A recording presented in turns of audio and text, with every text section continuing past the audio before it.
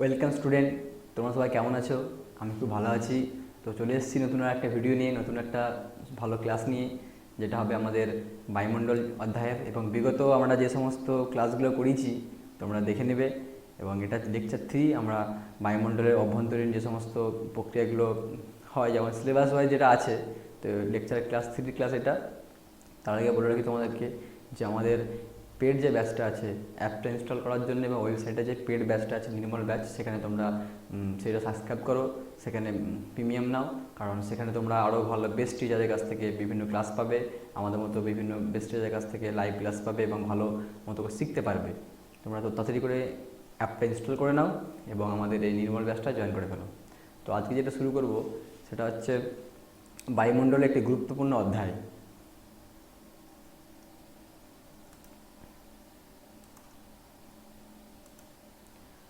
নিশ্চয়ই একটা ছবি দেখতে পাচ্ছ স্ক্রিনে, দেখা যাচ্ছে যে বোর্ডে দেখা যাচ্ছে বায়ুমণ্ডলের ওজোন স্তর এবং তার গুরুত্ব ও বিনাশ। আমরা পরবর্তী প্রথম ক্লাসে বলেছিলাম ওজোন স্তর সম্পর্কে আমরা একটা সাধারণ জ্ঞান লাভ করেছিলাম যে স্ট্র্যাটোস্ফিয়ারে একটা স্তর আছে যাকে বলা ওজোন স্তর। তো ওজোন স্তরটা কী বা এই ওজনটাই বা কী? ওজন মানে তো আবার ওয়েট নয়, ঠিক আছে? অনেকেই মনে করতে পারে ওজন মানে হচ্ছে ওয়েট, কিন্তু এটা নয়, এটা একটা গ্যাস। এবং এই গ্যাসের কী গুরুত্ব আছে আমাদের বায়ুমণ্ডলে, আমাদের পৃথিবীতে কী গুরুত্ব আছে, সেটা নিয়ে আজকে আলোচনা।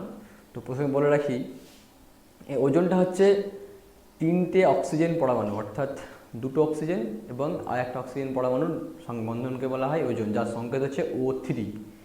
এটা হচ্ছে একটা তীব্র আঁশটেল গন্ধযুক্ত একটি গ্যাস, যেটা চার্লস ফেব্রি এবং হেনরি বুসন বায়ুমণ্ডলে যে ওজোন গ্যাসটা যে উপস্থিতি আছে সেটা লক্ষ্য করেছিলেন 1913 সালে।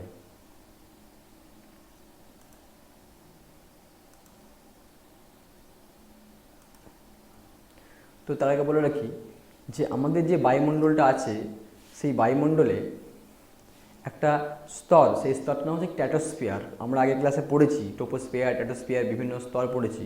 যদি না এই ভিডিওটা দেখার আগে ওই স্তর সম্পর্কে একটু জেনে নাও, আমাদের ভিডিওটা ডেসক্রিপশনে আছে, তোমরা দেখে নিতে পারবে। তো আমাদের পড়েছি যে আমাদের স্ট্র্যাটোস্ফিয়ারে একটি স্তর আছে যেটা হচ্ছে 15 কিমির মধ্যে। স্ট্র্যাটোস্ফিয়ার স্তরের মধ্যে একটি স্তর আছে যেখানে প্রচুর পরিমাণে কি ওজোন গ্যাসের ঘনত্ব লক্ষ্য করা যায়, যেটা 15 কিমির মধ্যে স্ট্র্যাটোস্ফিয়ারে পাওয়া যায়, ঠিক আছে? তো সেটা হচ্ছে ওজোন গ্যাস। এবং এই ওজোন গ্যাসের ঘনত্ব লক্ষ্য করার জন্য একে বলা হয় কি ওজোনস্ফিয়ার বা ওজোন স্তর।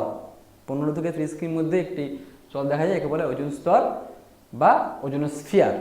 তো আমি আগেই বললাম যে 1913 সালে হেনরি ফুসন এবং চার্লস ফেব্রি এই ওজোন গ্যাসটি ভারত বায়ুমণ্ডলে যে উপস্থিত আছে সেই ওজোন গ্যাসের উপস্থিতিটা প্রমাণ করেছিলেন। তো কী এই ওজোন গ্যাস, এর কী গুরুত্ব আছে, তো সেগুলো আজকের আমরা মেন ভিডিওতে জানবো।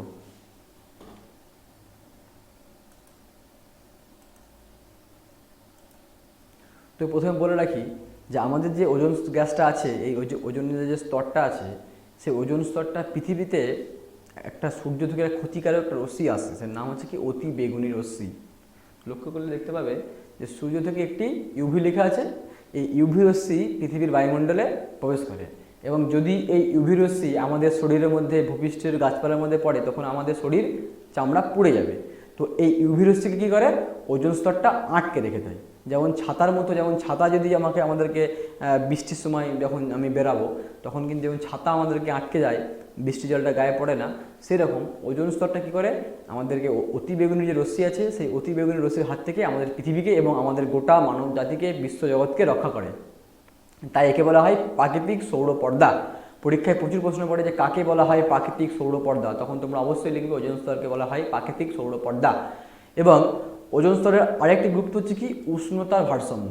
আমাদের পৃথিবীর উষ্ণতা মানে ওজোন স্তরের জন্য কি অনেকটা গরম পড়া, তার কারণ হচ্ছে পৃথিবীর উষ্ণতা, ওজোন স্তর না থাকলে কিন্তু পৃথিবীর উষ্ণতা অনেকটাই বেশি হতো, অনেকটাই বেশি বলছি কম হতো।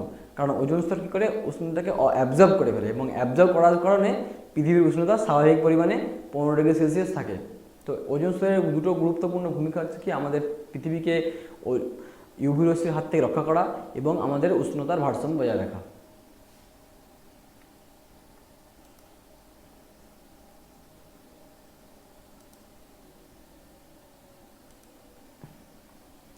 তারপর যেটা মেন জিনিস সেটা হচ্ছে কি ওজোন স্তরের বিনাশ। তো লক্ষ্য করলে দেখা যাবে বিগত দিনে অতিরিক্ত পরিমাণে কি পৃথিবীতে বায়ুমণ্ডল দূষণ হচ্ছে। আমাদের প্রতিনিয়ত এসি, ফ্রিজ, আমাদের যে বিভিন্ন যানবাহনগুলো আছে সেখান থেকে প্রচুর পরিমাণে কি কালো ধোঁয়া যেগুলো বায়ুমণ্ডলে মিশছে এবং সেই বায়ুমণ্ডল দূষণ হচ্ছে। এই বায়ুমণ্ডল দূষণের ফলে আমাদের কিন্তু এই যে আমাদের ওজোন গ্যাসটা আছে, ওজোন স্তরের লেয়ারটা দিন দিন কি ক্ষয়ভূত হচ্ছে বা ছিদ্র হয়ে যাচ্ছে। আমরা দেখতে পাবো যে আন্টার্কটিকা মহাদেশের এই যে ওজোন স্তরের যে লেয়ারটা আছে, এই ওজোন স্তরের লেয়ার কিন্তু দিন দিন ক্ষতিগ্রস্ত হচ্ছে, ঠিক আছে। এবং এই ওজোন স্তর লেয়ার যত দিন দিন ক্ষতিগ্রস্ত হবে কি বড় আকারের ওজনের ঘনত্ব হ্রাস পাবে। একে বলা হয় কি ওজোন ছিদ্র বা ওজোন হোল। বিজ্ঞানী জেফ্রি ফার্ডম্যান প্রথম এই ওজোন হোলটিকে আবিষ্কার করেছিল। কোথা থেকে? আন্টার্কটিক মহাদেশ থেকে। কারণ আন্টার্কটিকা মহাদেশে এই ওজোন স্তরের ঘনত্ব দিন দিন কিন্তু কমে যাচ্ছে। তো যার ফলে এই ওজোন স্তরটা পৃথিবীর এত পাতলা হয়েছে যে উপর থেকে যে আমাদের ইউভি রশ্মিটা পৃথিবীতে আসছে, সেই ইউভি রশ্মিটা কী হচ্ছে ওজোন স্তরকে ভেদ করে সহজেই পৃথিবীর বায়ুমণ্ডলে এবং পৃথিবীর ভূপৃষ্ঠে পৌঁছে যাচ্ছে, যার ফলে বিভিন্ন ক্ষতি সাধন হচ্ছে আমাদের পৃথিবীটা। তো এর বিভিন্ন ক্ষতি সাধনের কেন এই ওজোন স্তরে ক্ষতি হবে সেগুলো হলো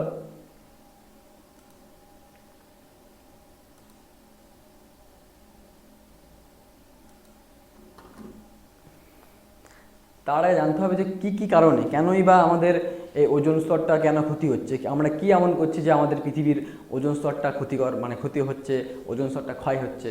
তো ছবিগুলো যদি আমি লক্ষ্য করে দেখতে পাবো, এখানে আমরা দেখতে পাচ্ছি বায়ুমণ্ডল দূষণ, এসি, ফ্রিজ, এখানে দেখতে পাচ্ছি বিভিন্ন ছবিগুলো যদি আমরা লক্ষ্য করে দেখতে পাবো যে প্রথম আছে কি অতি বেগুনি রশ্মি। এটা হচ্ছে প্রাকৃতিক কারণ একটি। অতি বেগুনি রশ্মি যখন প্রবেশ করে ওজোন স্তরের মধ্যে তখন কিন্তু ওজোন স্তরকে ভেঙে অক্সিজেন পরমাণুতে পরিণত করে দেয়, যার ফলে কিন্তু ওজোন স্তর প্রাকৃতিক নিয়মে ক্ষয়ভূত হয়। কিন্তু এই ক্ষয়ভূত হওয়ার ফলেও প্রাকৃতিক নিয়মে যেমন ক্ষয় হয় তেমনি আবার সৃষ্টি হয়ে যায়। দ্বিতীয় হচ্ছে কি সূর্যের তাপীয় ফল। পৃথিবীতে যখন সূর্যের তাপীয় ফল যখন পরিবর্তন হয় তখন কিন্তু ওজোন স্তরের মধ্যে বিভিন্ন অণুর পরিবর্তন হয়, যার ফলে ওজোন স্তরটা ক্ষয়ক্ষতি হয়। তারপরে যেটা হচ্ছে ক্লোরোফ্লুরোকার্বন। আমরা জানি যে আমরা প্রতিনিয়ত ঘরের মধ্যে এসি, ফ্রিজ, বিভিন্ন রকমের গ্যাস, ফোম, আবার রেফ্রিজারেটর সারানোর দোকানে, তারপরে বিভিন্ন রং করা, বার্নিশ করার বিভিন্ন দোকান থেকে একটা খুব ক্ষতিকারক গ্যাস নির্গত হয় যাকে বলা সিএফসি বা ক্লোরোফ্লুরোকার্বন। এই ক্লোরোফ্লুরোকার্বন প্রতিনিয়ত কি আমাদের বায়ুমণ্ডলে মিশছে, যার ফলে এই ওজোন স্তরের লেয়ারটা প্রচুর পরিমাণে ক্ষতিগ্রস্ত হচ্ছে। ক্লোরোফ্লুরোকার্বন এত পরিমাণে পৃথিবীর বায়ুমণ্ডলে মিশছে যে আমাদের ওজোন স্তরের যে লেয়ারটা আছে প্রচুর পরিমাণে এমন পরিমাণে ক্ষতিগ্রস্ত হচ্ছে যে কয়েক দশকের মধ্যে কিন্তু আমাদের ওজোন স্তরটা এমন পরিমাণে ক্ষতিগ্রস্ত হবে যে সহজেই কিন্তু আমাদের পৃথিবীতে ওই ইউভি রশ্মিটা সহজেই কিন্তু প্রবেশ করবে, যার ফলে কিন্তু আমাদের কিছু করার রাস্তা থাকবে না। আর আমরা এখন ভালো মতো করে আছি, আমাদের শরীরের মধ্যে চামড়া ভালো মতো আছে, কিন্তু যদি কোনো কারণে আমাদের এই ওজোন স্তরটা একবারে পাতলা হয়ে যায়, যেটা ভবিষ্যতে কিন্তু হবে, যদি একবারে পাতলা হয়ে যায় তখন কিন্তু আমাদের কোথাও বাঁচাতে পারবে না, আমাদের ইউভি রশ্মি আমাদের শরীরের মধ্যে পড়বেই এবং যার ফলে বিভিন্ন মহাবিনাশ একটা পৃথিবীর মধ্যে নেমে আসবে। তারপরে হচ্ছে কি হ্যালোন যৌগ। হ্যালোন যৌগ প্রচুর পরিমাণে বায়ুমণ্ডলে মিশে এবং হ্যালোন যৌগের জন্য আমাদের পৃথিবীর ওজোন স্তর ব্যাপক ক্ষতিগ্রস্ত হয়। তারপরে আছে নাইট্রোজেন গঠিত যৌগ। কৃষিক্ষেত্র থেকে শুরু করে বিভিন্ন নাইট্রোজেন গঠিত যৌগ নাইট্রাস অক্সাইডে পরিণত হয়, যার ফলে এগুলো কিন্তু বায়ুমণ্ডলে মিশে এবং ওজোন স্তরের প্রভূত ক্ষতিগ্রস্ত করে।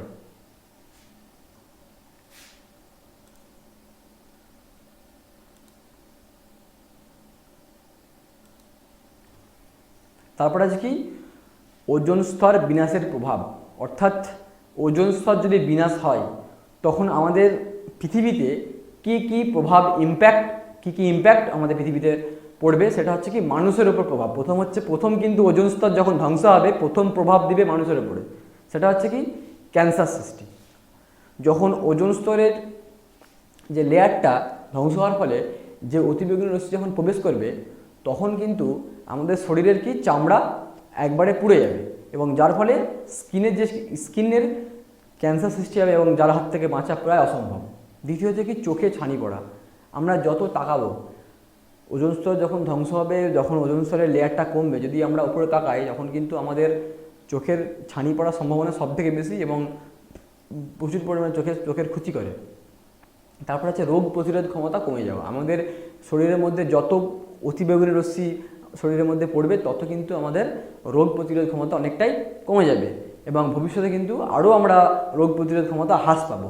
তারপরে আছে যেটা বললাম চামড়া পুড়ে যাওয়া, যে যখন ওজোন স্তরের ধ্বংসের পরে যে অতিবেগুনি ইউভি রশ্মিটা আছে পৃথিবীর বায়ুমণ্ডলে প্রবেশ করে আমাদের শরীরের মধ্যে পড়বে তখন কিন্তু আমাদের চামড়া একবারে পুড়ে যাবে, যেমন আগুনে যেমন পুড়ে যায় সেরকম করে আমাদের চামড়া একবারে পুড়ে যাবে।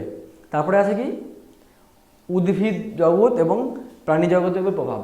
সেটা কি, প্রতিনিয়ত ওজোন স্তর ধ্বংস হওয়ার ফলে ইউভি রশ্মি প্রচুর পরিমাণে পৃথিবীতে প্রবেশ করছে এবং আমাদের যে পৃথিবীর যে বিশ্বজগতের যে প্রাণী বৈচিত্র্য আছে সেই প্রাণী বৈচিত্র্য দিন দিন হ্রাস পাচ্ছে, কমে যাচ্ছে প্রাণী বৈচিত্র্য, প্রাণীদের সংখ্যা কমে যাচ্ছে, প্রাণীদের প্রজনন যে বৃদ্ধি ক্ষমতা সেই প্রাণীদের প্রজনন বৃদ্ধি ক্ষমতা কিন্তু কমে যাচ্ছে এবং লক্ষ্য করে দেখা যাবে এই প্রাণীদের সংখ্যা দিন দিন কিন্তু কমে যাচ্ছে এবং তারা প্রজনন ক্ষমতা হ্রাস পাচ্ছে এবং তাদের মধ্যে বিভিন্ন রোগ জ্বালা দেখা যাচ্ছে, তাদের সার্ভাইভাল করতে পারছে না, তাদের রোগ প্রতিরোধ ক্ষমতা কমে যাচ্ছে। মানুষের মধ্যে প্রায় একই, আমাদের প্রাণীদের জগতের মধ্যেও সে একই প্রভাব পড়ে। তারপরে আছে কি উদ্ভিদ জগতের উপর প্রভাব। সেটা হচ্ছে কি বায়ুমণ্ডলের মধ্যে যখন ইউভি রশ্মিটা প্রবেশ করবে এবং উদ্ভিদ জগতে যখন তার মধ্যে পড়বে তখন কিন্তু উদ্ভিদের ক্লোরোফিলের ক্ষমতা হ্রাস পাবে, উদ্ভিদ তামাটে রঙের হয়ে যাবে, ক্লোরোফিলের ক্ষমতা কি হ্রাস পাবে। তারপরে তার উদ্ভিদের যে মানে বৃদ্ধি ব্যাহত হবে, তার ফল দেওয়ার পরিমাণ কমে যাবে, তার শস্যের পরিমাণ কমে যাবে এবং সালোক সংশ্লেষের যে গুরুত্বপূর্ণ যে উদ্ভিদের যে বংশবৃদ্ধি যে প্রক্রিয়াটা, উদ্ভিদ বেঁচে থাকার জন্য যে মেন প্রক্রিয়া সেটা হচ্ছে কি সালোক সংশ্লেষ প্রক্রিয়া। এই সালোক সংশ্লেষ প্রক্রিয়া কিন্তু একবারে কমে যাবে এবং তার মধ্যে ব্যাহত সৃষ্টি হবে, সালোক সংশ্লেষ প্রক্রিয়া হ্রাস পাবে, তার প্রক্রিয়ার যে মেন প্রসেসিংগুলো সেগুলো ব্যাহত হবে। তো এতগুলো কারণ কিন্তু সৃষ্টি হতে পারে যদি ওজোন স্তর ধ্বংস হয়, তার প্রভাবগুলো মানুষ সহ পৃথিবীর বিশ্বজগতে উদ্ভিদ প্রাণী সবার ক্ষেত্রে এই প্রভাবগুলো হবে। তো প্রথমেও কি বলেছিলাম যে মানুষের প্রভাব সেটা হচ্ছে ক্যান্সার সৃষ্টি, চোখে ছানি পড়া, চামড়া পুড়ে যাওয়া, রোগ প্রতিরোধ ক্ষমতা কমে যাওয়া, তারপরে উদ্ভিদের প্রজনন ক্ষমতা কমে যাওয়া, উদ্ভিদের বৃদ্ধি ব্যাহত হওয়া, প্রাণীদের সংখ্যা কমে যাওয়া, এই বিভিন্ন কারণগুলো যতক্ষণ মানে এতগুলো কারণ আরও অনেক কারণ আছে সেইগুলো কি দিন দিন বৃদ্ধি পাবে যদি ওজোন স্তর এরকমভাবে ধ্বংস হতে থাকে। অলরেডি কিন্তু আন্টার্কটিকা মহাদেশে ওজোন স্তরের অনেকটাই লেয়ার ধ্বংস হয়ে গেছে এবং সেখানে কিন্তু মানুষ এবং প্রাণীদের এরকম প্রভাব পড়ছে।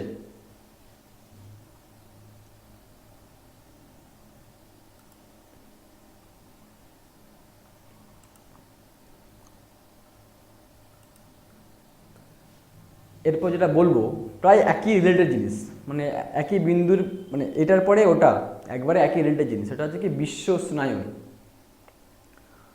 আমরা আগেই অনেক ক্লাস 8 থেকে শুরু করে আমরা বিভিন্ন বইয়ে পড়েছি যে বিশ্ব উষ্ণায়ন সম্পর্কে পড়েছি।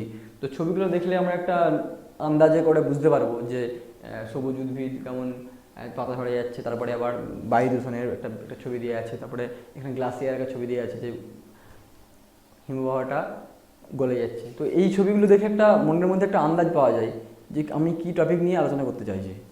তো সেটা হচ্ছে কি বিশ্ব উষ্ণায়ন, অর্থাৎ বিশ্ব মানে পৃথিবী উষ্ণতা দিন দিন বাড়ছে।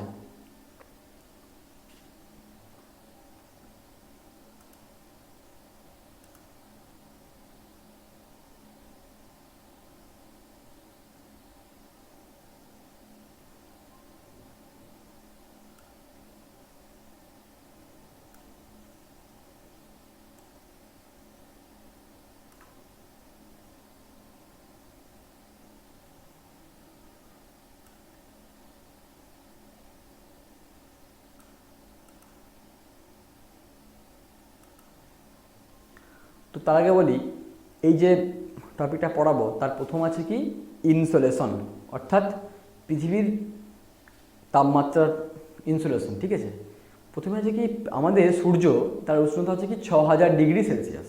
আমরা অনেকে জানিনি যে সূর্যের বাইরের তাপমাত্রা হচ্ছে কি 6000 ডিগ্রি সেলসিয়াস এবং এই সূর্য থেকে 200 কোটি ভাগের 1 ভাগ তাপমাত্রা আমাদের পৃথিবীতে পড়ে। প্রতিনিয়ত 200 কোটি ভাগের 1 ভাগ তাপমাত্রা আমাদের পৃথিবীতে 2,97,000 কিমি বেগে পৃথিবীতে প্রতি সেকেন্ডে পৃথিবীতে আমাদের পড়ে। এই ছবিতে দেখতে পাচ্ছি যে সোলার রেডিয়েশনটা পৃথিবীতে 200 কোটি ভাগের 1 ভাগ আমাদের পৃথিবীতে পতিত হয় প্রতিনিয়ত। একে বলা হয় কি ইনসোলেশন বা সোলার রেডিয়েশন। এবং এই ইনসোলেশনটা কি সেটা বললাম যে এই যে সূর্যটা আছে এই সূর্যের তাপমাত্রা আমাদের পৃথিবীতে প্রতিনিয়ত পড়ছে, একে বলা হয় কি ইনসোলেশন।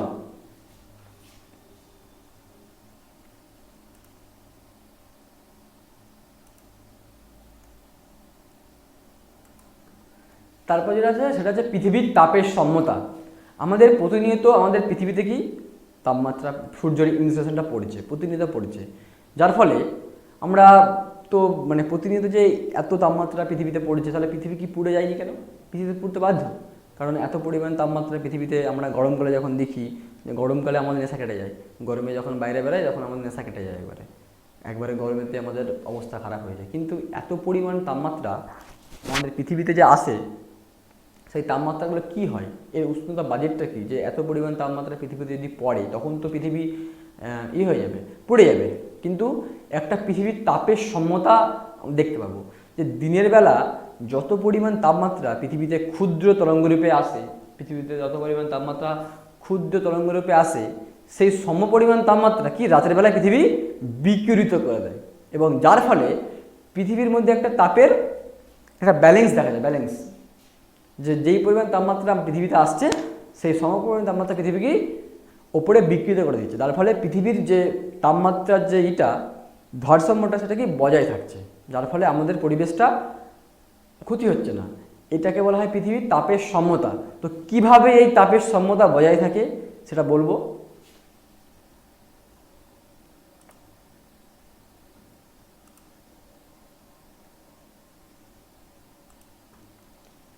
এই তাপের সমতা বলতে গেলে একটা টার্ম আমাদের চোখে পড়বে, সেটা হচ্ছে কি অ্যালবেডো। পরীক্ষায় 2 নম্বর প্রচুর পড়ে অ্যালবেডো।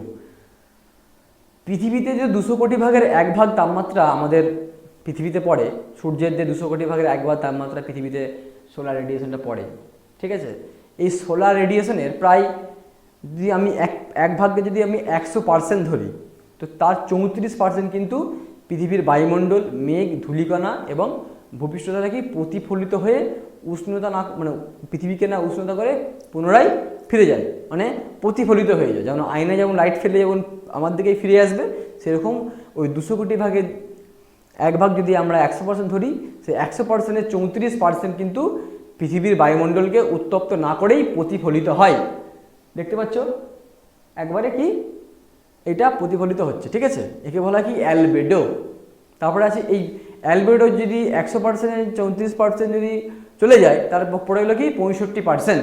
তো এই 65% কী করে পৃথিবীর বায়ুমণ্ডল এবং ভূপৃষ্ঠকে কি উত্তপ্ত করে, এবং এই 65%-এর 14% ধূলিকণা দ্বারা শোষিত হয়, 34% ভূপৃষ্ঠ এবং প্রত্যক্ষভাবে শোষিত হয়, এবং 17% কি বিচ্ছুরিত রশ্মি পৃথিবী থেকে শোষিত হয়। তারপরে 19% কি বায়ুমণ্ডল দ্বারা শোষিত হয়, এবং 9% কি মহাশূন্যে ফিরে যায়।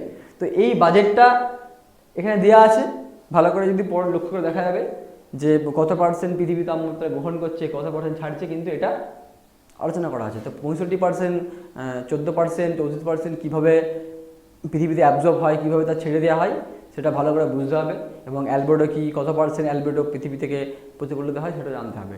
অ্যালবেডো বললাম, ভালো করে অ্যালবেডোটা পড়বে, কারণ পরীক্ষায় এরা 2 নম্বর প্রচুর পরিমাণে আসে।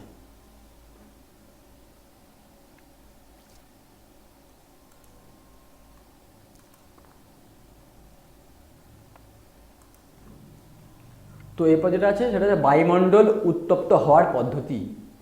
কীভাবে বায়ুমণ্ডলটা উত্তপ্ত হয়, তাই তো?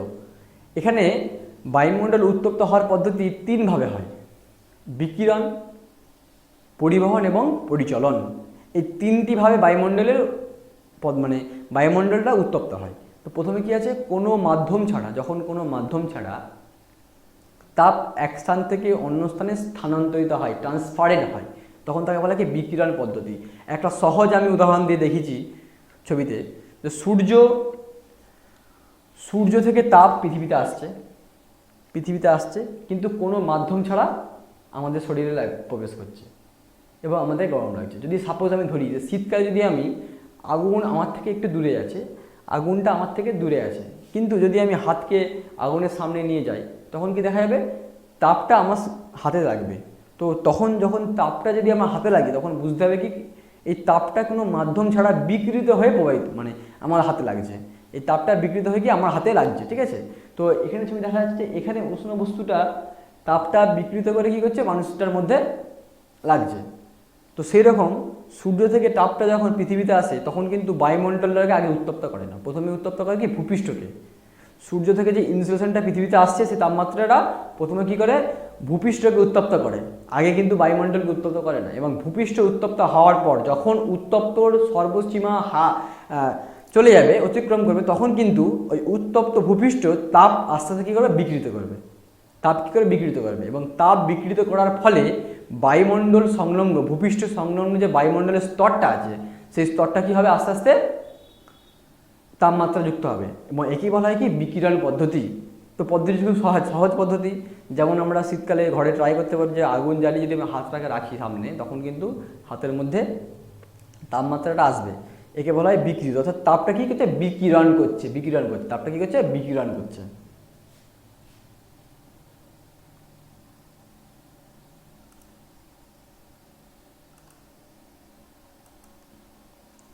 এরপর যেটা আছে এটা হচ্ছে পরিবহন পদ্ধতি। পরিবহন মানে কি তাপটা যখন অণুর স্পর্শের মাধ্যমে তাপটা এক স্থান থেকে অন্য স্থানে পরিবাহিত হয় তখন তাকে কী বলা হয়, তখন তাকে বলা হয় কি পরিবহন পদ্ধতি। তো একটা ছবি দেখিয়েছি আমি, মোমবাতি থেকে একটা ছোট পেরেকের মতো একটা পদার্থ দিয়ে কি মোমবাতির কাছে ধরা হয়েছে, তখন দেখা যাচ্ছে কি তাপটা আস্তে আস্তে মোমবাতির কাছে যে আগুনটা আছে সেই আগুনের কাছে একটা ছোট জায়গা থেকে তাপটা উৎস লাভ করছে, এবং কি হয় তাপটা আস্তে আস্তে কি পরিবাহিত হচ্ছে। তো একে বলা হয় কি তাপটা আস্তে আস্তে কী হচ্ছে পরিবাহিত হচ্ছে, এক স্থান থেকে অন্য স্থানে তাপটা প্রবাহিত হচ্ছে। তখন তোমরা ভালো করে লক্ষ্য করবে যে যখন যদি কোনো হাঁড়ি বা কোনো কড়াতে যদি রান্না করি আমরা, তখন কিন্তু যদি একটা ডালা ডিশের মধ্যে যদি খুন্তিটা রেখে দেওয়া হয় তখন দেখা যাবে কি খুন্তিটার মধ্যে কি তাপটা আস্তে আস্তে প্রবাহিত হয়ে আমাদের হাতে যখন ধরবো তখন ছ্যাঁকা লেগে যায়, তাই তো। দেখা যায় কি তাপটা আস্তে আস্তে কি পরিবাহিত হচ্ছে, একে বলে কি তাপের পরিবহন পদ্ধতিতে উষ্ণতা। তো বায়ুমণ্ডলে কি হয় যখন ভূপৃষ্ঠ উত্তপ্ত হয় তখন ভূপৃষ্ঠের ওপরের স্তরটা কী হয় আস্তে আস্তে আস্তে আস্তে উত্তপ্ত হয়, এবং যতক্ষণ না পর্যন্ত সেটা উত্তপ্ত হয়ে সমপরিমাণ তাপ গ্রহণ করছে আবার ওপরের স্তরটা উত্তপ্ত হয়। এভাবে কি উত্তপ্ত হতে কি বায়ুমণ্ডলটা আস্তে আস্তে কি উপরের দিকে পরিবাহিত হচ্ছে, একে বলা হয় পরিবহন পদ্ধতি।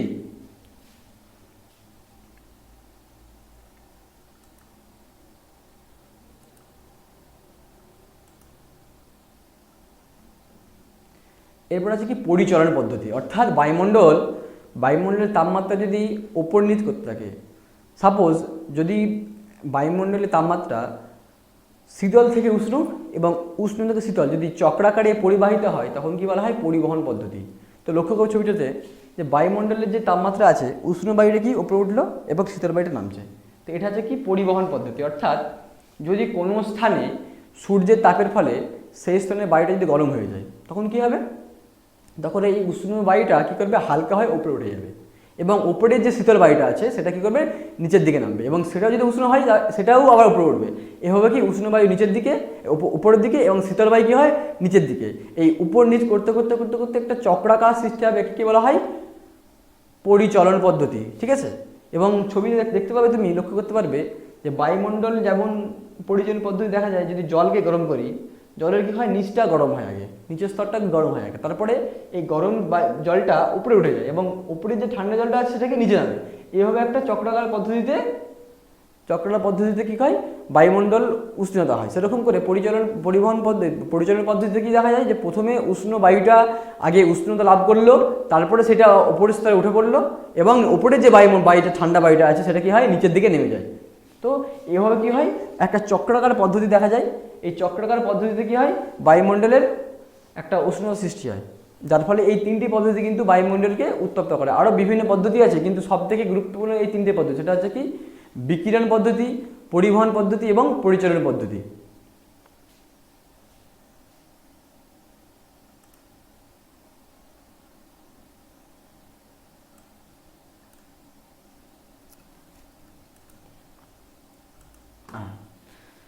তারপরে লেখা আছে কি বায়ুমণ্ডলের উষ্ণতার তারতম্য, অর্থাৎ আমরা কি বলছি যে পৃথিবীতে সূর্য 200 কোটি ভাগের 1 ভাগ তাপমাত্রা পৃথিবীতে আসছে, তাই তো। তো আমাদের ভাবা উচিত যে যখন পুরো তাপটাই পৃথিবীতে আসছে তখন কিন্তু তাহলে সমান জায়গায় উষ্ণতা হওয়া উচিত। আমি যদি এখানে পশ্চিমবঙ্গে আমি আছি, আমি হঠাৎ করে চলে গেলাম আমেরিকাতে বা হঠাৎ করে চলে গেলাম হিমালয়তে, তো তখন কিন্তু দেখা যাবে যে এখানে যত গরম, যত তাপমাত্রা সেখানে কিন্তু কম। আবার সেখান থেকে যদি চলে যাই আমি সাহারা মরুভূমিতে, তখন কি দেখব? তখন দেখব কি তাপমাত্রা বাড়া। আবার যদি এখান থেকে আমি চলে যাই হিমালয়তে, তখন দেখব কি তাপমাত্রা অনেকটাই বেশি। যদি এখান থেকে চলে যাই মধ্যপ্রদেশে, ভারতবর্ষের মধ্যপ্রদেশে, তখন কি দেখব তাপমাত্রা বেশি। তো এইভাবে উষ্ণতার তারতম্যের কারণটা কেনই বা পৃথিবীতে এরকম ধরনের উষ্ণতার তারতম্য সৃষ্টি হয়? কারণ পৃথিবীতে তো আমি একটুকে বললাম ক্লাসে, স্যার আপনি বললেন তো 200 কোটি ভাগের 1 ভাগ পৃথিবীতে আসে, এইভাবে তার তাপের সমতা বজায় থাকে, কিন্তু তাহলে আপনি বলছেন আবার এখানে উষ্ণতা কম কেন হবে? তো তার কারণগুলো বিভিন্ন আছে।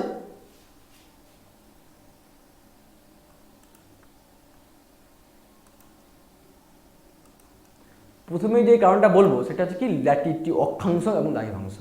অক্ষাংশ অনুযায়ী কি, যে আমাদের পৃথিবী কিন্তু একটা গোল অর্থাৎ জিওড শেপের, তাই তো? এই জিওড শেপে আমরা পৃথিবীকে কি বিভিন্ন অক্ষাংশে বিভাজিত করেছি, বিভিন্ন অক্ষাংশে কী করেছি, বিভাজিত করেছি, তাই তো?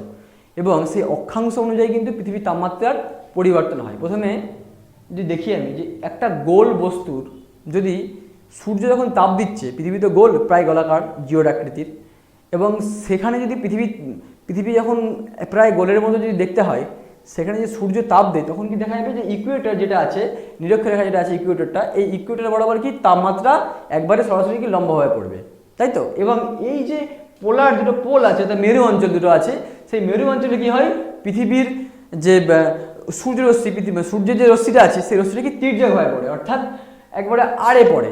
এবং এখানে দেখা যাচ্ছে কি, এখানে ইকুয়েটরে কি দেখা যাচ্ছে সূর্য রশ্মিটা কি তীব্রভাবে একবারে সরাসরি পড়ে, এবং ওপরে যে পোলার দুটো আছে সেই পোলে কিন্তু সূর্য রশ্মিটা অনেকটাই তির্যক হয়ে পড়ে, যার ফলে এখানে তাপমাত্রাটা অনেকটাই বেশি, কারণ সূর্য রশ্মিটা কি এখানে পুরোপুরি লম্বভাবে পড়ে, এবং উপরে যে দুটো পোল আছে সেখানে কিন্তু তির্যকভাবে পড়ার কারণে সেখানে তাপমাত্রাটা অনেকটাই কম। এবং নিরক্ষীয় দেশের মধ্যে নিরক্ষীয় অঞ্চলের যে দেশগুলো আছে সেই নিরক্ষীয় অঞ্চলের দেশগুলোতে তাপমাত্রা অনেকটাই কম। তার কারণ হচ্ছে কি, এখানে সূর্যরশ্মি লম্বভাবে কিরণ দেয়, এবং উপরের যে মেরু অঞ্চল, কুমেরু অঞ্চল এবং সুমেরু অঞ্চল আছে, যে নর্থ পোল সাউথ পোল আছে, সেই নর্থ পোল সাউথ পোলে উষ্ণতা অনেকটাই কম বা মাইনাসে চলে, এবং সেখানে বরফ জমে থাকে। তার কারণ হচ্ছে সেখানে উষ্ণতা অনেকটাই কম, তার কারণ হচ্ছে সূর্যের রশ্মিটা তির্যক হয়ে পড়ে। তারপর আছে কি উচ্চতা, ওটা হাইট।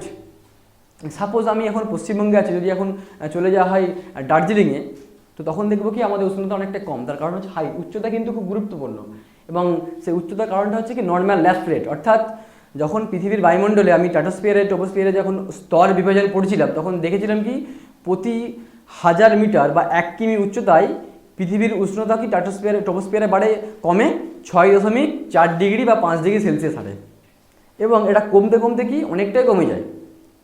তো আমরা এখন আগের একটা ক্লাসে একটা প্রশ্ন করেছিলাম যে সবাই বলে যে সূর্যের কাছে যত থাকবো তত কি উষ্ণতা বাড়বে, তাই তো? এটা নিয়ম যে সূর্যের কাছে যত আমরা থাকবো তত কি উষ্ণতাটা বাড়বে। তো আমি যদি এখন দার্জিলিং চলে যাই বা এখন যদি হিমালয়ের মাউন্ট এভারেস্টে উঠে পড়ি, তখন কি আমি এখন নিচে সমতল ভূমিতে আছি, কলকাতার দিকে সমতল ভূমিতে আমি আছি, কলকাতার উষ্ণতা উচ্চতা এবং মাউন্ট এভারেস্ট উচ্চতা অনেকই পার্থক্য। কলকাতা যদি কম হয়, মাউন্ট এভারেস্ট অনেকটাই বেশি, তাহলে আমি সূর্যের কি অনেকটা পিছন দিকে আছি, অনেকটা মানে দূরে আছি, যার ফলে কলকাতা আমি ভাবতেই পারি, আমি সাধারণত ভাবতে পারি সেটা কলকাতা উষ্ণতা বেশি, কিন্তু মাউন্ট এভারেস্ট যদি উঠে যায় বরফ পড়ে কেন, তাই তো এটা ভাবতে পারি। তো সাধারণ স্টুডেন্টরা অনেকেই কিন্তু এটা নিয়ে ভাবে যে তাহলে কেন হবে, এটা কারণটা কি, উচ্চতা যত উপরে উঠবে তত উষ্ণতা বাড়বে, কারণ সূর্য তো তত কাছে আসবে, তাই তো? এটাই ভাবা উচিত। কিন্তু বায়ুমণ্ডল তার মাঝে পড়ে, বায়ুমণ্ডলে একটা বিভিন্ন সূত্র আছে, বিভিন্ন স্তর আছে, সেই স্তর অনুযায়ী কিন্তু বায়ুমণ্ডলের তাপমাত্রাটা পরিবর্তন হয়। তো প্রথম যে স্তরটা আছে সেটা হচ্ছে কি ট্রপোস্ফিয়ার, অর্থাৎ বায়ুমণ্ডল যত এই স্তরে বায়ুমণ্ডল থেকে যত উপরে উঠবো, 1000 মিটার বা 1 কিমি উচ্চতা কি 6.4 ডিগ্রি সেলসিয়াস হারে উষ্ণতা কমে, যার ফলে উচ্চ অক্ষাংশ কি উচ্চ স্থান কি হয়, শীতল হয়, এবং নিম্ন স্থান কি হয়, উষ্ণ হয়। এখন কলকাতা থেকে তাই দার্জিলিংয়ের উষ্ণতা অনেকটাই কম।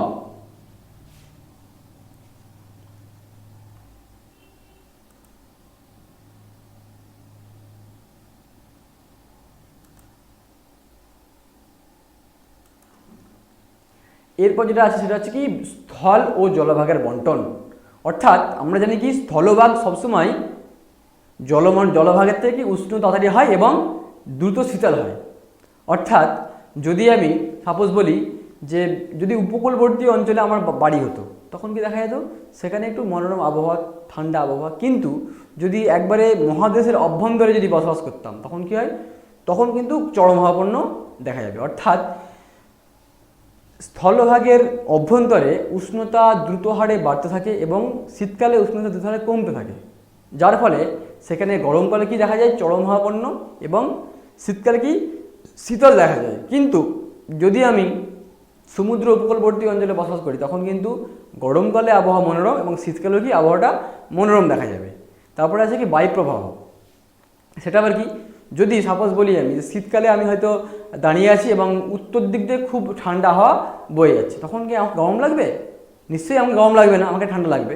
তাই যখন বায়ুপ্রবাহ, বিভিন্ন রকম বায়ুপ্রবাহ পৃথিবীতে, যেমন ফন, চিনুক, বিভিন্ন কি বায়ুপ্রবাহ হয় এবং এই বায়ুপ্রবাহ কি সেই অঞ্চলের তাপমাত্রাটাকে নিয়ন্ত্রণ করে। যদি সাপোজ বলি শীতকালে যদি খুব ঠান্ডা বায়ু প্রবাহিত হয়, তখন কিন্তু সেই অঞ্চলের উষ্ণতা অনেকটাই কমবে এবং যদি গরম বায়ু প্রবাহিত হয়, তখন সেই অঞ্চলের উষ্ণতা বাড়বে।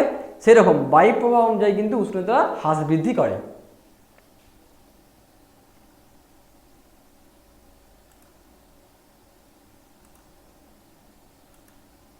এরপর যেটা আছে সেটা হচ্ছে সমুদ্র স্রোত। তো সমুদ্র স্রোতটা কি, যে পৃথিবীর যে জলমণ্ডল আছে সেই জলমণ্ডলের এক প্রকার সমুদ্রের এক স্থান থেকে অন্য স্থানে স্রোত সৃষ্টি হয়। ঠিক আছে, এই স্রোত দু প্রকারে, একটা হচ্ছে কি শীতল স্রোত এবং উষ্ণ স্রোত। তো এই সমুদ্র স্রোত কিন্তু সেই অঞ্চলের বায়ুমণ্ডলের তাপমাত্রাটা অনেকটা নিয়ন্ত্রণ করে। যদি উদাহরণ সহকারে বলি, যে দেখতে পাচ্ছি যে একটা নীল কালারের একটা স্রোত দেখতে পাচ্ছি উপর দিকে, তাই তো? এই স্রোতটাকে বলা হয় লাব্রাডার স্রোত এবং এই স্রোতটা হচ্ছে শীতল স্রোত। এই লাব্রাডার স্রোত যখন প্রবাহিত হয় এই কানাডা থেকে নিউফাউন্ডল্যান্ড উপকূলে, তখন কি এত পরিমাণ ঠান্ডা যে সেখানকার বন্দরগুলো কি অনেকটাই বরফাবৃত থাকে। কিন্তু এই লাব্রাডার, এই নিউফাউন্ডল্যান্ড এবং যে আমাদের এটা আছে লন্ডন, নরওয়ে, সেখানের উপকূল কিন্তু একই অক্ষাংশ, দুটো কিন্তু প্রায় একই অক্ষাংশে অবস্থিত। কিন্তু তা সত্ত্বেও এখানে বরফ জমে, কিন্তু ওই অঞ্চলে কি বন্দরগুলো বরফ মুক্ত থাকে। তার কারণ হচ্ছে কি এখানে একটা উষ্ণ স্রোত প্রবাহিত হয়েছে। ঠিক আছে, উত্তর আমেরিকান উষ্ণ স্রোত, উত্তর আটলান্টিক উষ্ণ স্রোত প্রবাহিত হয়েছে, যার ফলে এটা হচ্ছে গরম স্রোত এবং যার ফলে ওই অঞ্চলে উষ্ণতাটা কি অনেকটাই বৃদ্ধি পায় এবং সেখানে কি বরফ বন্দরে জমে না। তো সেখানে তাই বলা যায় যে স্রোত কিন্তু পৃথিবীর তাপমাত্রা, সেই অঞ্চলের তাপমাত্রাটাকে নিয়ন্ত্রণ করে। যেখান দিয়ে প্রবাহিত হবে সেখানে উষ্ণতা বাড়াবে বা কমাবে। যদি উষ্ণ স্রোত প্রবাহিত হয় উষ্ণতা বাড়বে, যদি শীতল স্রোত প্রবাহিত হয় উষ্ণতা কমবে। তারপর আছে কি মেঘাচ্ছন্নতা। আমি বলে রাখি, ধরো যদি সকাল থেকে আমাদের বাড়ি থেকে বেরোলাম, সকাল থেকে কি দেখা যাচ্ছে কি মেঘ, সকাল থেকে ভোর থেকে মেঘ, তো তখন দেখবো সেই দিনটা কিন্তু অনেকটা ঠান্ডা, অনেকটা তুলনামূলক অন্য দিনের থেকে তুলনায় ঠান্ডা। তার কারণটা কি, মেঘের যে লেয়ারটা আছে সেই মেঘের লেয়ার থাকার কারণে কি হয়, সূর্যের যে তাপমাত্রাটা প্রবাহিত হয় সেই মেঘটা কি আটকে দেয়, তাই তো? সেই মেঘটা আটকে দেয়, যার ফলে সেই তাপমাত্রাটা কি ভেদ করে আসতে পারে না, তাই ঠান্ডা লাগে। কিন্তু আবার বলে রাখি, যদি ধরো সকালে সূর্য উঠেছে, মেঘ নেই, সূর্যের তাপমাত্রা অবাধে প্রবাহিত হয়েছে, কিন্তু যখন বিকেলবেলা থেকে মেঘাচ্ছন্ন সৃষ্টি হবে, বিকেলবেলা থেকে, তখন কিন্তু দেখা যাবে একটা বিশাল একটা গুমট কিন্তু লক্ষ্য করবো। কেন গুমট লক্ষ্য করবো? তার কারণ হচ্ছে পৃথিবী, আমরা জানি যে পৃথিবী কি তাপমাত্রা যেমন শোষণ করে, তখন কি তাপমাত্রা কি অপসারিত করে, কি করে অপসারিত করে বা বিকৃত করে, যাকে বলা হয় বিকৃত করে। এবং এই বিকৃত তাপমাত্রা যদি মেঘ ভেদ করে না পৌঁছতে পারে, তখন কি হয়, তখন সেই তাপমাত্রাটা চারপাশে পরিবেশ ছড়িয়ে পড়ে এবং যার ফলে একটা গুমট আবহাওয়া আমরা লক্ষ্য করতে পারি। কিন্তু যদি কখন লক্ষ্য করতে পারবো, যখন সূর্য ওঠার পরে বিকেলের দিকে মেঘাচ্ছন্নতা হয়ে যাবে, তখন কিন্তু এই গুমট আবহাওয়াটা লক্ষ্য করবো। তার কারণটা হচ্ছে কি বিকৃত তাপমাত্রা মেঘটা ভেদ করে বাইরে বেরোতে পারে না, যার ফলে আমরা একটা গুমট বোধ করি। তারপর আছে কি নগরায়ন। আমরা জানি কি যে শহর অঞ্চলের তুলনায় কিন্তু গ্রামে অনেকটা ঠান্ডা। তার কারণ হচ্ছে গ্রামে অনেক গাছপালা আছে, বিভিন্ন ক্ষেত আছে, জমি আছে এবং সেই গাছপালা কি তাপমাত্রাটাকে কি অ্যাবজর্ব করে ফেলে। কিন্তু শহর অঞ্চলে কি দেখা যায়, শহর অঞ্চলে কংক্রিটের রাস্তা, কংক্রিটের বাড়ি, যার ফলে তাপমাত্রাটা অনেকটাই বাড়ে, অনেকটা কী করে বাড়ে। এবং গ্রাম অঞ্চলে কি তাপমাত্রা অ্যাবজর্ব করার ফলে সেখানে শীতলতা একটা বজায় রাখে, গাছের ছায়ায় বসলে একটা ঠান্ডা অনুভূত হয়। গ্রাম এলাকায় কি ঠান্ডাটা মানে গরমকালের তুলনায় শহরের তুলনায় কি ঠান্ডাটা অনেকটাই বেশি, কিন্তু শহর অঞ্চলে কি অনেকটাই গরম। তার কারণ হচ্ছে সেখানে বিভিন্ন কংক্রিটের রাস্তা থেকে শুরু করে বিভিন্ন ইট বালির যে স্ট্রাকচারগুলো আছে তার সেই জন্য সেখানে উষ্ণতা অনেকটাই বেশি। যদি আমাকে বলা হয় যে কাঁচা রাস্তা দিয়ে খালি পায়ে হাঁটতে এবং একটা পিচের রাস্তা দিয়ে খালি পায়ে হাঁটতে, তখন দেখবে যে কাঁচা রাস্তায় মাটির রাস্তায় যখন হাঁটবো তখন কিন্তু পায়ের তলাটা খুব একটা গরম হবে না, কিন্তু যদি আমি পিচের রাস্তা দিয়ে হাঁটি তখন কিন্তু আমার নেশা কেটে যাবে, তখন কিন্তু আমি পারবো না আর হাঁটতে, কারণ হচ্ছে কি পিচটা খুব গরম।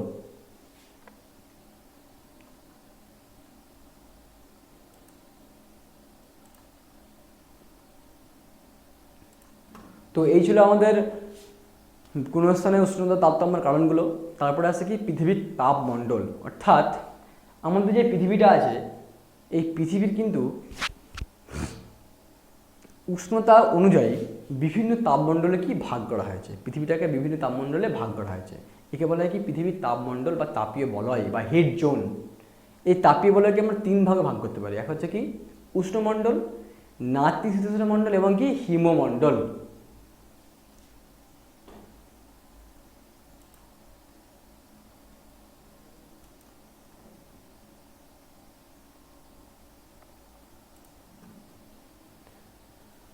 ভালো করে লক্ষ্য করে দেখতে পাবো আমি ছবিটাতে যে সূর্য আমাদের, এই সূর্যটা কি তাপ প্রবাহিত করছে, তাই তো এই সূর্যটা তাপ প্রবাহিত করছে। তো আমি আগেই বলেছিলাম যে যে স্থানে সূর্য সামনে লম্বাভাবে থাকবে সেখানে কি সূর্য বেশি পরিমাণে তাপটাকে ফেলবে, এবং উঁচু স্থানগুলো বা গলীয় অংশের যে অবহেলা স্থান সেখানে কী হবে সূর্য তো অনেকটা তীর্যকভাবে তাপটা ফেলবে, যার ফলে বিভিন্ন তাপ বলয়গুলো সৃষ্টি হয়।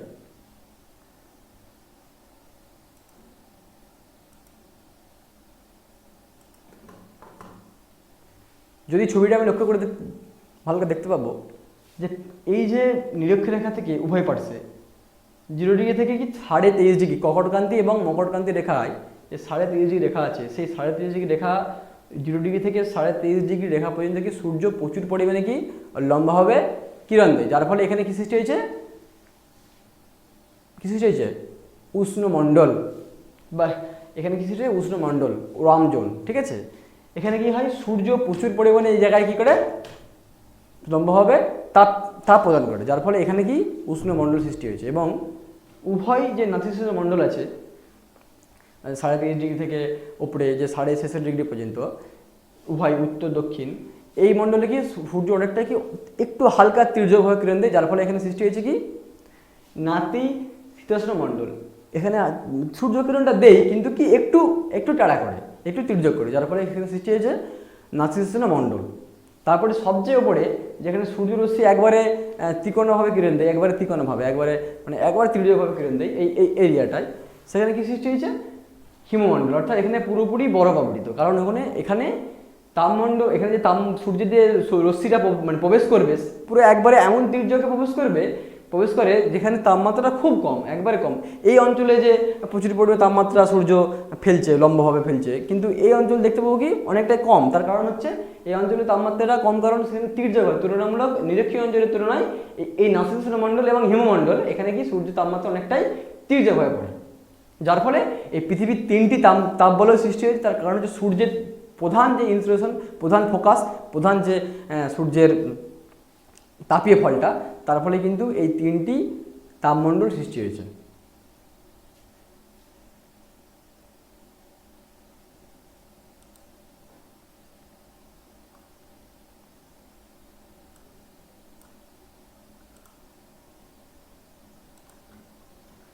এবার যেটা বলবো সেটা হচ্ছে গ্রিন হাউস এফেক্ট। আমরা আগে শুনেছি যে গ্রিন হাউসটা কি, গ্রিন হাউস হচ্ছে একটা বিভিন্ন গ্যাসের সমষ্টি। অর্থাৎ বলে রাখি আমি যে আমরা অনেকেই জানি যে যেখানে শীত প্রধান দেশ, সেই শীত প্রধান দেশে কি একটা কাঁচের ঘর করা হয়, যেখানে সূর্যের তাপমাত্রা প্রবেশ করার পরে বিকৃত তাপমাত্রাটা কি তাপমাত্রা বিকৃত হতে বাধা দেয়, তাই তো। এবং একে বলা হয় কি গ্রিন হাউস। এই গ্রিন হাউসের ফলে সেখানে উদ্ভিদ প্রাণীগুলো গরমেতে বেঁচে থাকে। এবং পৃথিবীটা কিন্তু প্রায় একটা গ্রিন হাউসের মতো। যদি দেখা যায় যে সূর্য তাপমাত্রা কি পৃথিবীতে আসছে, সূর্যের তাপমাত্রা পৃথিবীতে আসছে এবং এই তাপমাত্রাটা কি করে তাপটা বিকৃত হয় পৃথিবী থেকে মহাশূন্যে ফিরে যায়। কিন্তু প্রতিনিয়ত বায়ু দূষণ হওয়ার ফলে বিভিন্ন গ্রিন হাউস গ্যাসগুলো বায়ুমণ্ডলে এত পরিমাণে বেড়ে গেছে, ক্লোরোফ্লোরোকার্বন, কার্বন ডাইঅক্সাইড, নাইট্রোজেন, বিভিন্ন যে গ্রিন হাউস গ্যাসগুলো আছে সেই গ্যাসগুলো এত পরিমাণে পৃথিবীর বায়ুমণ্ডলে প্রবেশ করেছে যে এই সহজে কিন্তু এই গ্রিন হাউসকে ভেদ করে, এই গ্যাসগুলোকে ভেদ করে কিন্তু তাপমাত্রা সূর্যের ক্ষুদ্র তরঙ্গ কিন্তু প্রবাহিত হয়। কিন্তু যখন বৃহৎ তরঙ্গ রূপে পৃথিবী যখন তাপমাত্রাকে বিকৃত করে, তখন কিন্তু এই বৃহৎ তরঙ্গ ওই পৃথিবীর যে লেয়ার, গ্রিন হাউসের লেয়ারটা আছে, ওই গ্রিন হাউসের লেয়ার ভেদ করে বাইরে মহাশূন্যে বিকৃত হতে পারে না এবং ওই গ্যাসগুলো এই তাপমাত্রাটা কী করে অ্যাবজর্ব করে ফেলে। অ্যাবজর্ব করার ফলে কী হয়, আস্তে আস্তে তুলনামূলক গরমটা বৃদ্ধি করে। যেমন গ্রিন হাউসে দেখেছিলাম কি যে তাপমাত্রা বিকৃত হতে পারে না, গ্রিন হাউসের মধ্যেই তাপমাত্রা অ্যাবজর্ব থেকে গেছিলো। এবং পৃথিবীর ক্ষেত্রে কিন্তু এই গ্রিন হাউস গ্যাসগুলো কিন্তু এই পৃথিবীর বিকৃত যে বৃহৎ তরঙ্গটা আছে, বিকৃত বৃহৎ তরঙ্গটা কী করে শোষণ করে ফেলে, যার ফলে পৃথিবীর বায়ুমণ্ডল দিন দিন কি উষ্ণতা হচ্ছে।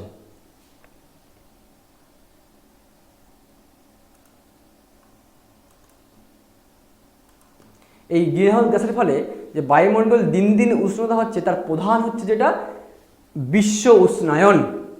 এবং আমাদের এই বিশ্ব উষ্ণায়ন আমরা প্রতিনিয়ত দেখতে পাই যে আমরা আগে জানি যে শীতকাল কি হতো, আগে অনেকটা ঠান্ডা হতো। এখন কিন্তু লক্ষ্য করে দেখতে পাবো আমরা যে গরমকাল প্রচুর পরিমাণে গরমকালে গরম পড়েছে, কিন্তু শীতকালে খুব একটা ঠান্ডা পড়ছে না এবং শীতকাল কিন্তু আস্তে আস্তে পিছিয়ে যাচ্ছে।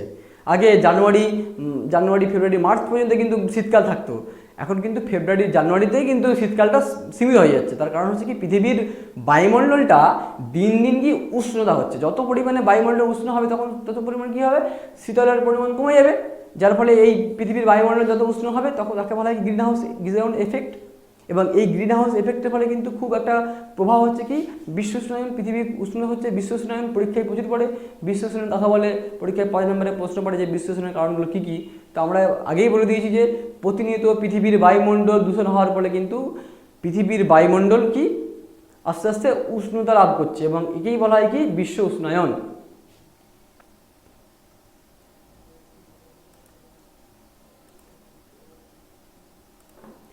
এই বিশ্ব উষ্ণায়ন কিন্তু বিশ্বব্যাপী একটা বিশাল প্রভাব সৃষ্টি করে। তো প্রথম হচ্ছে কি পৃথিবীর গড় তাপমাত্রা বৃদ্ধি।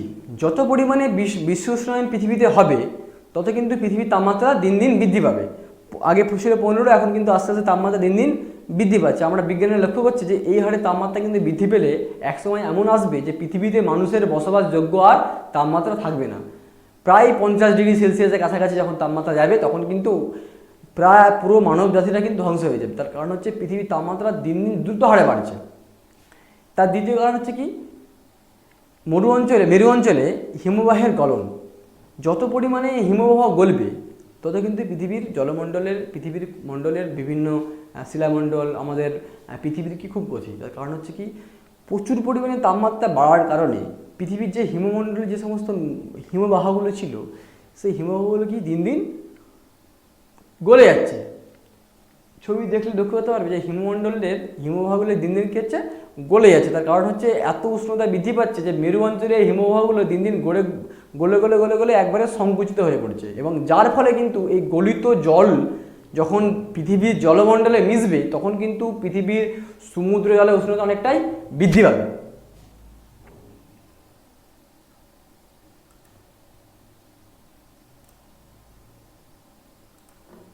তো কি বললাম, যত পরিমাণে হিমবাহগুলো গলবে তখন হিমবাহ গলিত জলগুলো বাইরে যাবে না রে বাবা, সেই হিমবাহ গলিত জলগুলো কী হবে আমাদের মহাসমুদ্র কি মিশবে এবং যার ফলে সমুদ্রের জলের উচ্চতাটা কি বাড়বে এবং ছবিটা দেখা যাচ্ছে কি এই সমুদ্র জলের উচ্চতা বৃদ্ধির ফলে কী হচ্ছে এই অঞ্চলে যে সমস্ত ঘরবাড়িগুলো ছিল কী হচ্ছে ডুবে যাচ্ছে। আমাদের কলকাতা, আমাদের ভারতবর্ষের বিভিন্ন শহরগুলো যেগুলো আছে মুম্বাই, কলকাতা, সেগুলো কিন্তু দীর্ঘ প্রায় 100 বছরের মধ্যে অনেকটাই কি ডুবে যাবে। তার কারণটা হচ্ছে পৃথিবীর যত পরিমাণে হিমবাহটা গলবে সেই হিমবাহ গলিত জলগুলো সমুদ্রে মিশবে এবং যার ফলে সমুদ্র জলের উচ্চতা আস্তে আস্তে কি দিন দিন বাড়বে।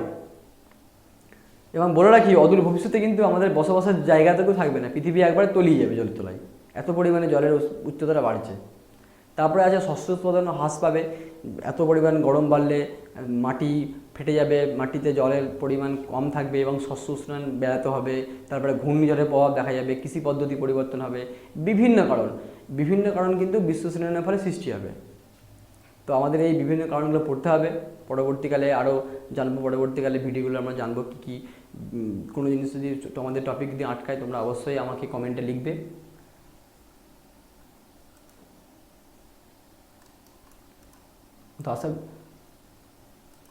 তো আশা করছি সবগুলো তোমরা বুঝতে পারছো। বিশ্ব উষ্ণায়ন কিন্তু আমাদের একবারে খুবই গুরুত্বপূর্ণ টপিক, গুরুত্বপূর্ণ অধ্যায়। এগুলো কিন্তু একবারে আমাদের ফিল্ডে অবজারভেশন করতে পারবো আমরা যে পৃথিবীর বায়ুমণ্ডলে কী পরিবর্তন হচ্ছে, যেটা আমাদের ভবিষ্যতে, অদূর ভবিষ্যতে খুবই অনুপযোগী, তাই তো। তো বলে রাখি, ধন্যবাদ তোমাদেরকে আমাদের সাথে জুড়ে থাকার জন্য, আমাদের ভিডিও দেখার জন্য। তো তোমরা অবশ্যই আমাদের চ্যানেলটা সাবস্ক্রাইব করবে, পাশে থাকা বেল আইকনটা ক্লিক করে দেবে, যাতে আমাদের পরবর্তী ভিডিওগুলো তোমরা পেতে পারো।